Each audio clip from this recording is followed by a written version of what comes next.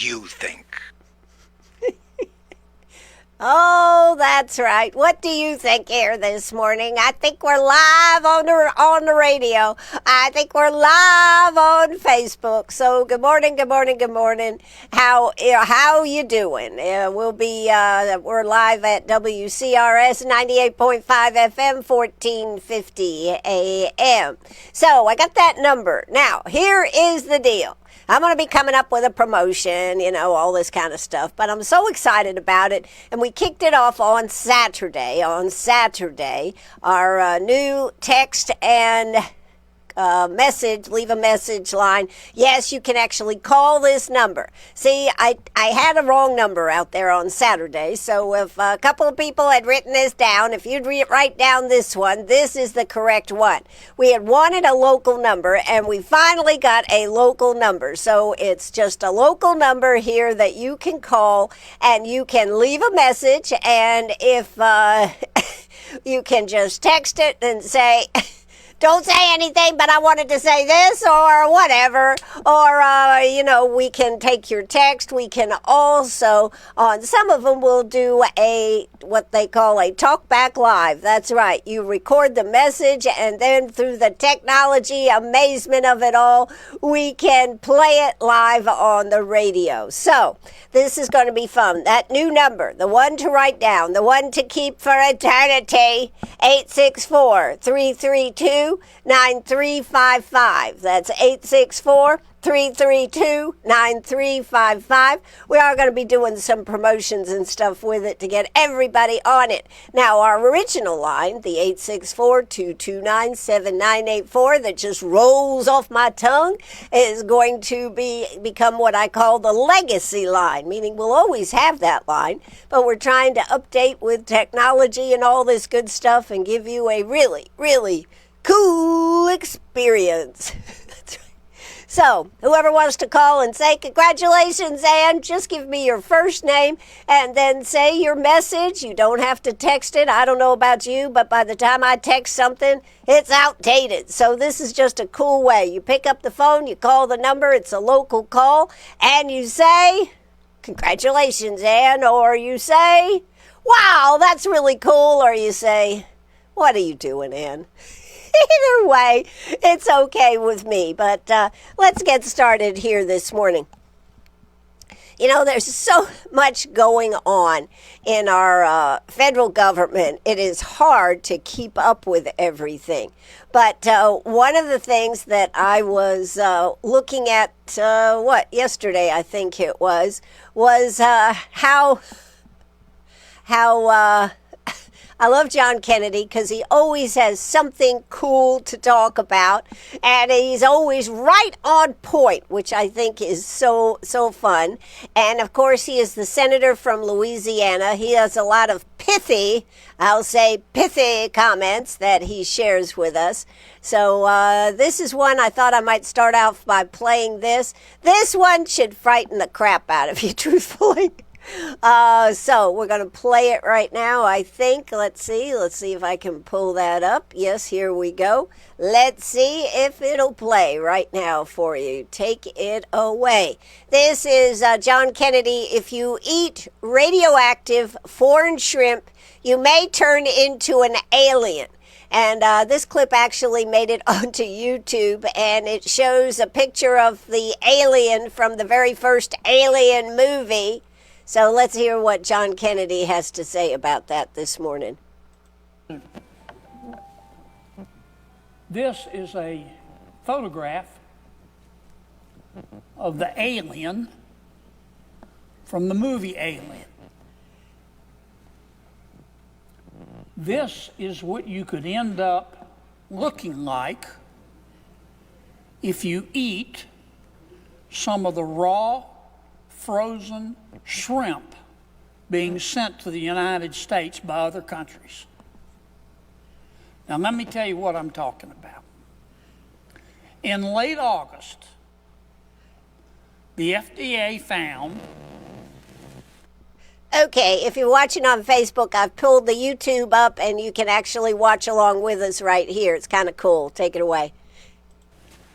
That raw frozen shrimp from Indonesia was being sold in Walmart, specifically in Walmart stores in Alabama, Arkansas, Florida, Georgia, Kentucky, Louisiana, Missouri, Mississippi, Ohio, Oklahoma, Pennsylvania, Texas, and West Virginia. It was being sold under the Walmart label called the Great Value label. If you eat it, how could you end up looking like the alien in the Alien? Because the shrimp was radioactive. I kid you not. It had a radioactive isotope in it called cesium-137. It'll kill you. Even if it doesn't turn you into the alien if you eat this stuff, I guarantee you'll grow an extra ear. That was bad enough. Obviously, the FDA issued a recall. A few days later, it happened again. The FDA and NOAA, which I'll talk about in a second, found that there were 26,460 packages of shrimp cocktail and 18,000 bags of frozen cooked shrimp being sold once again at Walmart and at Kroger's throughout the United States, containing the same radioactive isotope. How could this happen in America? This is unconscionable. I'll tell you how. Because that shrimp from other countries, which don't abide by the same rules that we abide by in America, which if you eat it will may turn you into the alien, and at a minimum will cause you to grow an extra ear. It's not being inspected. It's supposed to be. It's supposed to be inspected by the National Oceanic and Atmospheric Administration. We call it NOAA. It's part of the Department of Commerce. And yes, they're inspecting some of it, about 1%. On a good day, 2%. The United Kingdom inspects 50% of the foreign seafood coming into its nation. Even China does a better job than the United States of America. This is unconscionable, Mr. President. There is no excuse for it. There is no excuse for it. This shrimp, and I'm not just picking on Indonesia, it's other countries. This shrimp is grown in conditions that you can't possibly imagine. Dirty water. They shoot the shrimp full of antibiotics. I confess I didn't know they were shooting them full of this radioactive isotope. But the normal antibiotics that they put in these foreign shrimp are bad enough. That if you eat enough of the foreign shrimp, you become resistant to certain bacteria here in America, because the antibiotics don't work on it anymore because you've eaten so many shrimp that contains the antibiotics. This is unconscionable, and it should not be happening in the United States of America. Now, I'm biased. I believe in homegrown Louisiana shrimp, fresh, out of the Gulf, not radioactive. But I understand that some stores prefer to buy foreign shrimp because it's cheaper. Now we know why. The damn stuff's radioactive. And NOAA needs to do a better job of inspecting the shrimp that is sold from other countries who don't abide by the same standards we do to the consumers in the United States of America. Mr. President. Okay, so there you go. I don't know. What do you think? Do you think that's true? We just had a comment. I don't trust him.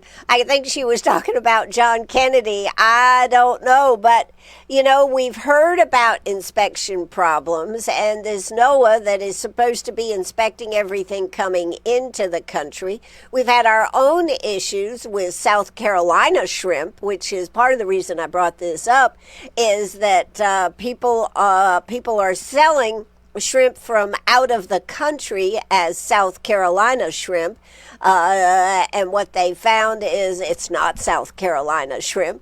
So I suggest you get a little Geiger counter. If you're going to eat your food, you better start doing your own inspections on this. I don't know whether all of it's true. I think the real point here is the fact that it is something I think we should be aware of. Now, I also know some of the points that John Kennedy, the great senator from Louisiana, anytime they say that you could have too much antibiotics and that could create a problem for you futuristically, I think you'd have to eat a lot of shrimp, like that's the only thing you're eating for weeks and months. And I don't know of many people that do. But on the other hand, it is something to be aware of. And are you aware of the fact that these are problems? And that's why it's so important to know where our food source is coming from. And he is right. Other countries do not have the standards that we do right here in the United States of America. So whether all of it's true or not, whether he was exaggerating a little bit, John Kennedy, or is it true? There is a lot of question about our food source, but the very fact that he said that NOAA is only inspecting 1% of the food. Now, there's no way they're going to inspect all the food coming in here. We all know that. But even, what was it, in England was doing 50% of their food. And according to what John Kennedy said, again, I haven't verified it. I did read an article about it, and he's usually pretty much on point. 1% is what they're doing on the shrimp, or are they doing that on everything? If that is the case, that is something that needs to be looked at. So I just wanted to share that with you this morning. I thought that was an interesting story. 864-332-9355. That's 864-332-9355. That's our new telephone number. That is a talkback line, which means you can call it, leave a message, and I'll get it right away, which is pretty darn cool. All right, so I'm Ann Eller right here with you this morning, just trying to do my job, trying to make sure I keep you informed about what is coming up next, and we have some more good stuff coming up right here. So today is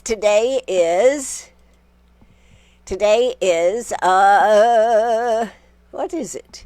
It is, yes, no, I'm going across all my things here. Today is it's Star Trek Day, which I think is pretty darn cool. I don't know about you, but I grew up being a Trekkie, loving it, and there actually is a day for all Trekkies to be able to say, yes, it's true. It is Star Trek Day. So I was going to see if I can find that little piece, blip I had on it here. Let's see if I can pull that up. National calendar. Let's see if I can find it real quick here in my notes. Yes, here it is, September 8th. September 8th is... Friends across the globe celebrate Star Trek Day on September 8th to remember the timeless legacy Star Trek has made on society and on pulp culture. So pretty cool. Star Trek certainly had, particularly when you look at the original one with Spock and Kirk, so cool. It was a television series. It was a pilot, and it introduced on September 8th, 1966, when Star Trek started. Aiming for an adult audience, this was the first time a scientific fiction series would explore morality through scientific narratives. Most movies on television shows would contain science, but would often create conflict of suffering and injustice to solve problems. However, Star Trek was different. This series would put actors in the forefront, making scientific arguments while providing peaceful solutions to problems without using violence. Yeah, that's why Star Trek, I think, was so cool. And one of the things that I've always enjoyed about Star Trek is seeing how things that we thought were impossible when they were talking it back in the 1960s, 1970, a lot of those things have become reality today. The one thing we don't still have, I guess, is the tricorder, and they could go over your body and figure out and heal you. And Spock was able to grab a hold of your shoulder or whatever and heal you. He also had that pinch that could just put you out in a second. That was really cool. But and the other thing I guess we don't have is the thing that can beam me up, Scotty, and we could have instant time travel. One of my questions always is if you had the possibility of doing that, would you do it? Would you do it? That is the question. I don't know whether I would or not. In that show, they used to, sometimes the molecules would get mixed up and they'd have to send them back and then bring them back and send them back. I don't know. Anyways, the idea of my molecules not coming back together as myself always kind of scared me. So I don't know. In today, where we want to be able to do whatever we want to do, when we want to do it, what do you think about it? Should we try to have that beam me up, Scotty, teleport you wherever you go without the airlines? Well, there's something to be said for that, too. Anyways, just nice to celebrate Star Trek Day, and remember that the first episode was The Man Trap, and it aired as a pilot for the Star Trek original series. Of course, it was created by Gene Roddenberry's vision to successfully deliver a storyline of intergalactic drama full of diversity, acceptance, and hope. Became a reality on that date. So there you go. That's the Starship Enterprise, ship's captain, James Kirk, William Shatner, first officer and science officer, Spock, which of course was Leonard Nimoy. Chief medical officer was Leonard H. Bones McCoy, which was DeForest Kelley. And so there you go. That's a list of some of the biggies, but there were so many more. So these are the voyages of the Starship Enterprise. Its 5-year mission to explore strange new worlds, to seek new life and new civilizations, to boldly go where no man has gone before.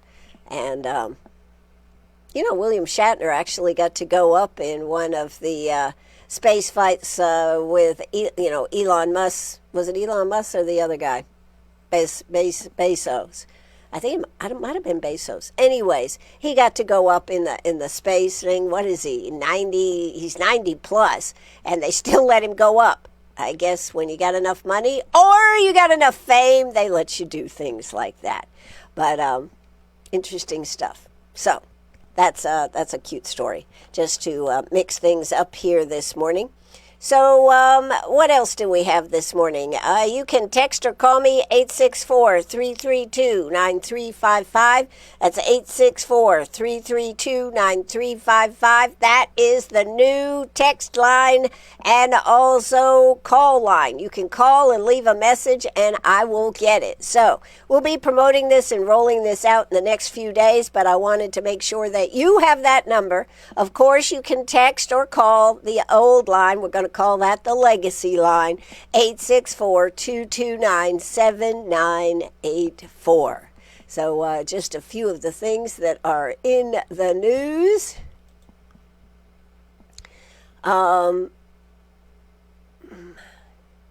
There is a couple other things I really wanted to talk about. President Trump is looking at, it sounds like, I don't know, it sounds like things are going to get very explosive in Washington, D.C.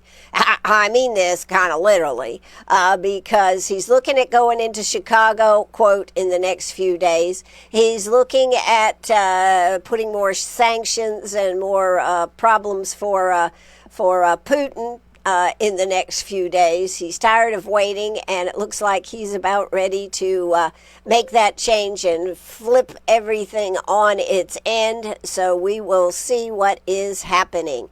What is happening. So if you have a comment about that, please let me know that you are out there in the universe as we move forward. Just got a nice text message from Stephanie. Happy anniversary. That's right. We are happy to have been here 84 years, and there has been so much change in WCRS over the years. Like I said, we might do a show on Tuesday afternoon. I might be doing a show on that Tuesday afternoon, but stay tuned. Also, the end of the week, I probably am not going to be able to do a show. I think it is Thursday morning. We have, with our outreach program with Shannon Tanner, who is coming to town for Friday's evening show for y'all at the Uptown Market. Margarita Magic with Shantan and the Oyster Reefers.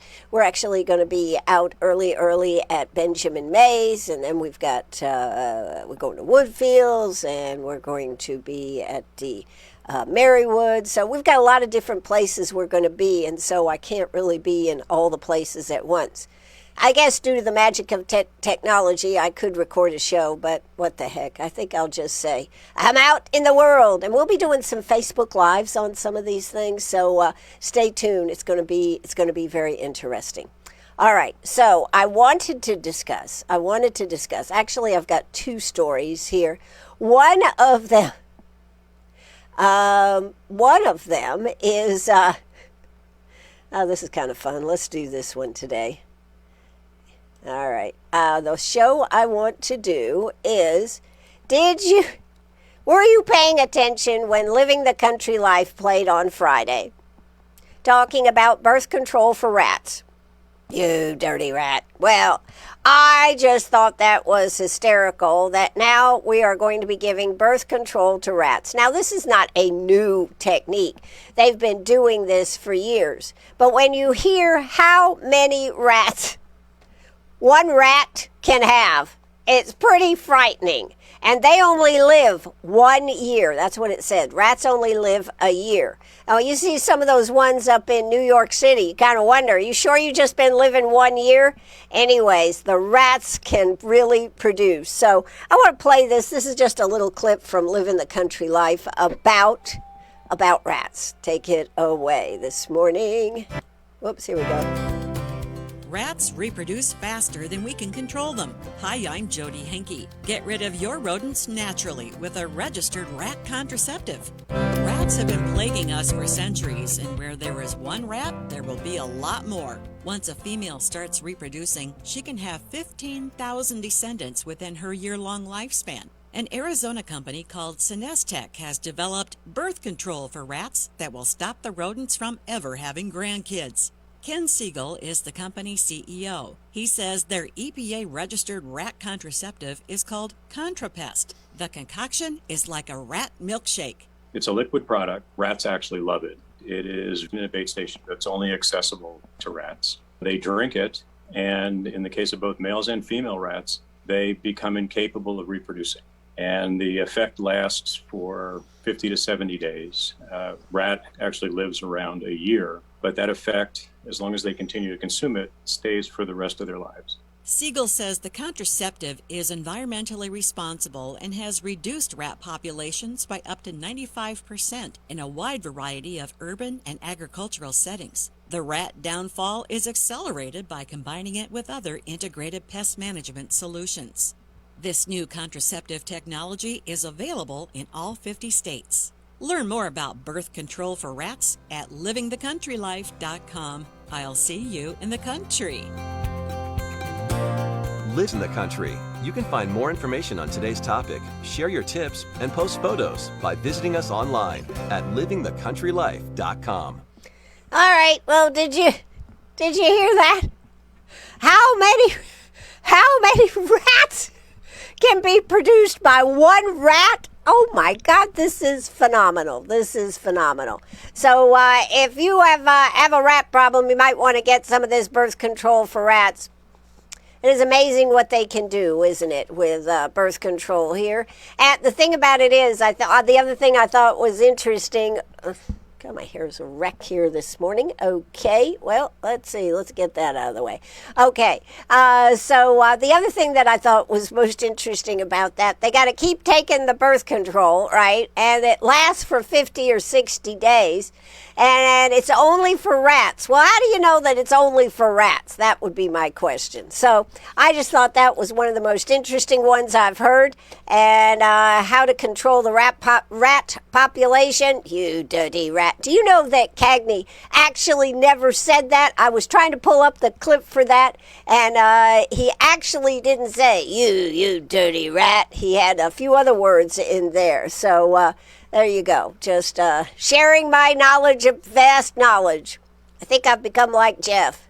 A bunch of useless knowledge in my brain. All right. That's one thing. Last topic I want to talk about here this morning. I have gotten some comments about Putin and Russia and President Trump. Our Supremo texter says, I have lost faith that the war between Russia and the Ukraine was going to end. Trump promised that it would be done with one phone call before he took office. It seems to me like he's playing too much politics. Too much politics. So there you go. I think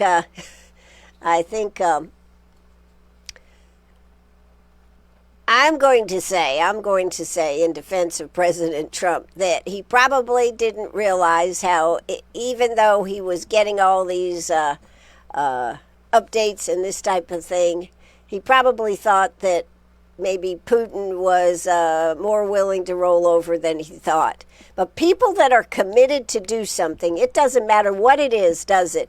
They will power through. So unfortunately, we have a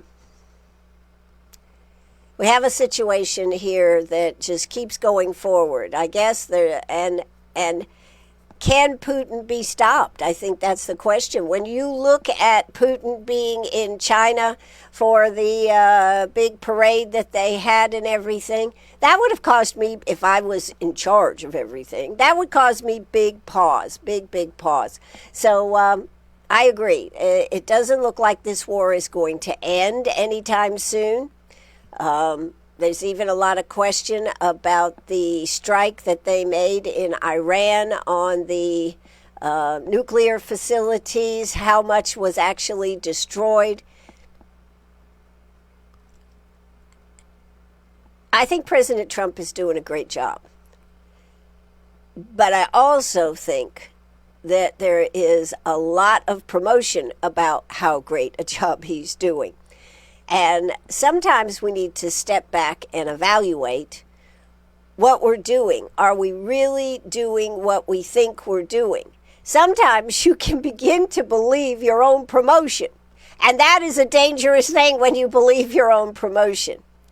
I think that President Trump is a master at putting people together to put a message forward. And while I think that he is doing a great job, just look what he's done in Washington, D.C. Look at how he's taken, what's her name, Bowser, the mayor up there, and changed her from a hell no, get out of our space to, oh my God, bring more.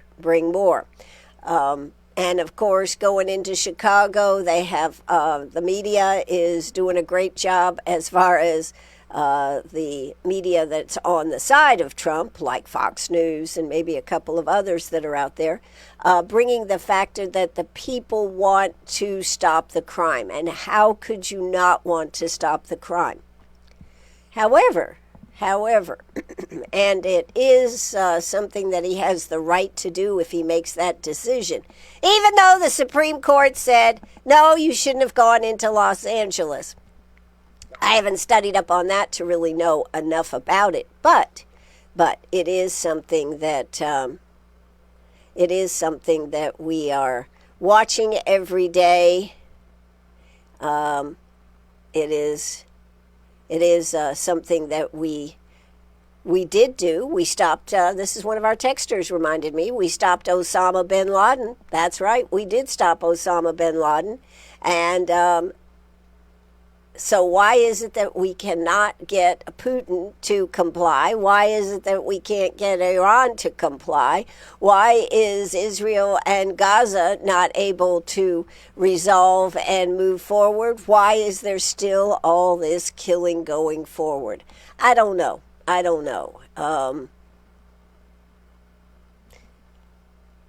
really don't. And I'm not even going to try to say anything more about it. It's just, it is an issue that we are dealing with. I had another story that I was going to share with you here this morning. But have you heard the story? This is just unbelievable. This is just unbelievable. Have you heard the story about the 3 people in the cabinet with double mortgages, saying that it's their prime residence? Have you heard that one? I just find this totally amazing. Totally amazing. That, and if they persist with it, meaning look at it more, start prosecuting people, will they actually find that these 3 people in their cabinet, and might there be more? Well, there could be. Let me see if I can get that story for you pulled up here. Oh yeah, here we go. Let's pull it up here and just check it out. Seems like everybody's doing it, doesn't it? Yeah, Trump accuses foes with multiple mortgages of fraud. Records show 3 of his cabinet members have them. How does that make you feel? Not real good. Not real good at all. It says, and this is from, where is this from? I don't know. Where is it from? This is a publisher out there. Okay. This ProPublica, a Pulitzer Prize-winning investigative newsroom. So the Trump administration has vowed to go after anyone who got lower mortgage rates by claiming more than one primary residence on their loan papers. President Donald Trump has used that as justification to target political foes, including a governor of the Federal Reserve Board, a Democratic U.S. Senator, and a state attorney general, Letitia James. Real estate experts say claiming primary residence on different mortgages at the same time is often legal and rarely prosecuted. But if administration officials continue the campaign, mortgage records show there's another place they should look: his own cabinet. Underscoring how common the practice is, ProPublica found that at least 3 of Trump's cabinet members call multiple homes their primary residences on mortgages. We discovered the loans while examining financial disclosure forms, county real estate records, and publicly available mortgage data.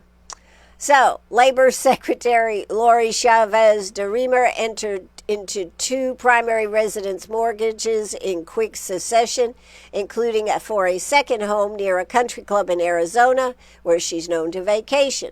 Transportation Secretary Sean Duffy has a primary residence mortgages in New Jersey and Washington, D.C.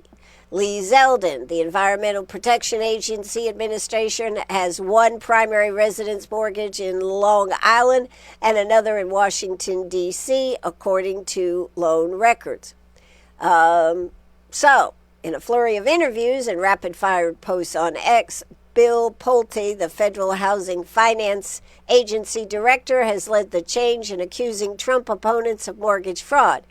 If somebody is claiming 2 more primary residents, that is not appropriate, and we will refer it for criminal investigation. That's what he said last night. So now this has popped up. You know, I don't know why anybody would want to be in public office, right?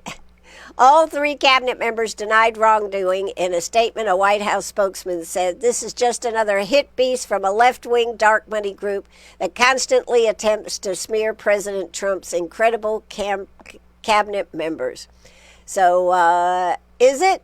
I don't know. This is something that needs to be investigated. You know, mortgages for a person's main home tend to receive more favorable terms than for a second home or an investment property. That includes better interest rates and the ability to borrow more money. The idea is that the borrowers are more likely to pay back and less likely to default on a loan attached to the home they actually live in. That makes those loans less risky for lenders. Interest rates are typically a quarter to a half point lower for primary mortgages. And on the low end, that could save around $75 each month over the life of a 30-year, 5% $500,000 loan, or a total of around $25,000. Not something to sneeze about. So I just wanted to bring this up. I think this is another story that bears watching, and if it's not true, then I will say I'm sorry. But this is a credible news source that has put this out here, so I just thought I would say it. It says misrepresenting occupancy status is not rare, according to a widely cited 2023 study from the Federal Reserve Bank of Philadelphia. In interviews, real estate lawyers said that mortgage lenders are typically well aware of their clients' other loans and sometimes even encourage the primary residence language for the second homes. They also point to a mundane reason that innocent mistakes are common. Home buyers simply sign backs of forms without reading them. Few consumers understand this issue, and if there is someone at fault here, it is likely the loan officer who likely advised them to sign up for this loan that obviously wasn't their primary residence. Loan officers who are competing for business will often quote lower rates in order to get a customer's business. Is that what happened here? Maybe. Mortgage fraud is rarely prosecuted according to real estate lawyers and federal sentencing data. So then it goes on and talks about different things. I just find it interesting that when you're going to be out there prosecuting Letitia James, and I definitely feel that woman needs to be prosecuted, do you really have a good case in prosecuting her on 2 loans? Or is this something that, are you going to go through and do massive cleanup? Because it sounds like it's a pretty common thing that people do. However, regular people like you and me couldn't do that, but those that are in a space, yes, they could do that. So just bringing that one up, thought that was an interesting story. On another issue, I do want to discuss this real quick. I did do some investigation on the homestead exemption that is for senior citizens. When you turn 65, you get to go down to the tax office. You have to show an ID. And I wondered how much off your taxes you could get on your value on your house. It's actually the value on your house, which then will lead to how much you will pay for taxes. Well, the homestead exemption is a flat $50,000 off of your taxes. In today's world, that's not a lot. I don't know when this started, but when it started, it probably was a big advantage. When a home could be bought or was valued at 100 to 150, maybe, was more the normal middle of the road. When you took 50,000 off for those that were 65 and older, that was a big deal. Our state, John McCravey was particularly talking about it the other night at his event, wants to get rid of property taxes for those over 65, for senior citizens. He thinks if you've paid for your house all along, you shouldn't have to keep paying for it by paying taxes. So my question was, well, how much is the homestead exemption? Because somebody brought that up to me, that we do have that, and a lot of people don't know about that. So I said, that sounds like something I need to put out there on the radio. So I am.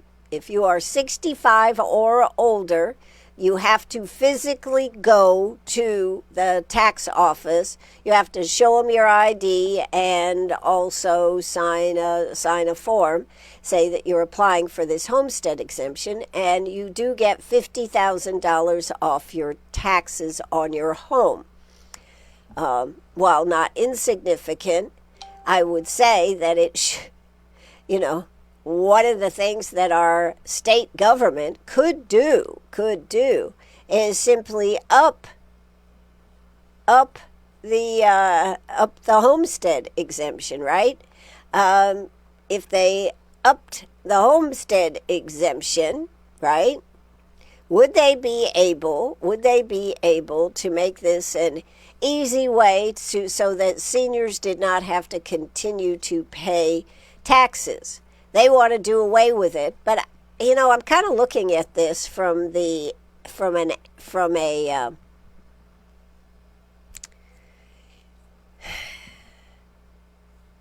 passing a law to get rid of property taxes for seniors. This is not for all of us. This is simply for seniors over 65.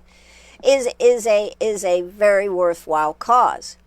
But a quick fix to this would be to simply up the deduction that seniors can get. And then the other part of this puzzle, because I have heard that a lot of seniors did not know about this homestead exemption, would be to promote the fact that if you're 65 or older, come on down and let's sign you up for your homestead exemption. But just think about, if our homestead exemption, instead of being $50,000, what if our homestead exemption was $150,000? It would be relative to the price of the home. Yes, you would still pay some taxes, but that would really reduce it. But would it reduce it that much on just the $50,000? Makes a difference, not taken away from that. But should that policy right there, seems like that could be something that could be quickly done and not be such this onerous task. For some people, some seniors whose housing is less than I'm just throwing out a figure, $150,000. For some seniors, that means they would pay nothing. For other seniors, it would certainly give them a huge discount. So if you're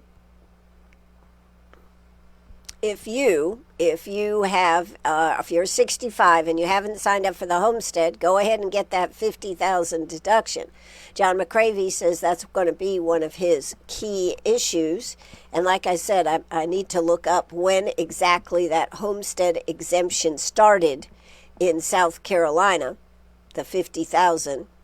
But they could simply, I hate it when there's so much simple answers, right? Instead, we make all the grandstanding to try to do something like this, when actually giving seniors a much larger deduction in today's world would be the answer. So I'm throwing that out there. Call your representatives, talk to them about it. Of course, it sounds great. No taxes on your property for seniors. But what if we had a first step of just giving a bigger deduction on the homestead exemption? In today's world, $50,000, I mean, it sounds like a lot of money to me, but $50,000 is not something we can deal with. $50,000 is just not that much. $150,000 on a lot of houses, with all the property that has increased in price, certainly would make a big difference. So that's a little nugget for today from Ann Eller right here on WCRS. We did have a few comments come in on our text line. That story that I was talking about with people in double mortgage or primary getting the lowest rate on their mortgages, where you can only have one house that's your primary residence. And residency is another issue that really needs to be more defined, right? But I don't have time to get into that. But what is residency? What is residency? So the rules should apply to everyone. If you can only have one house, then why is it something that's kind of just, oh, check that box, don't read it, go on, and then they get their mortgage. But the rules should apply to everybody. The rules should apply to everybody across the board. Whether you are wealthy or not, whether you're a politician or not, these rules should apply. And then the person said, probably like the Epstein files, we probably will never know the truth about this either. I think you're right. I think what could happen here, is that this issue just goes away. And Letitia James and the other people that have been accused of it, even the governor of the Federal Reserve, this issue could just go away and not be prosecuted because of the culpability on the other side. And that, my friend, is politics in 2025. I'm Ann Eller. This is WCRS Radio right here in Greenwood. Have a beautiful day. That's going to do it for me. This is the end of the show right here on Facebook Live, and it's also the end of the radio show. So have a great day. Thank you so much for tuning in right here on WCRS. Take it away. Cue the music. Bye-bye, everybody. Be back in the morning right here on WCRS.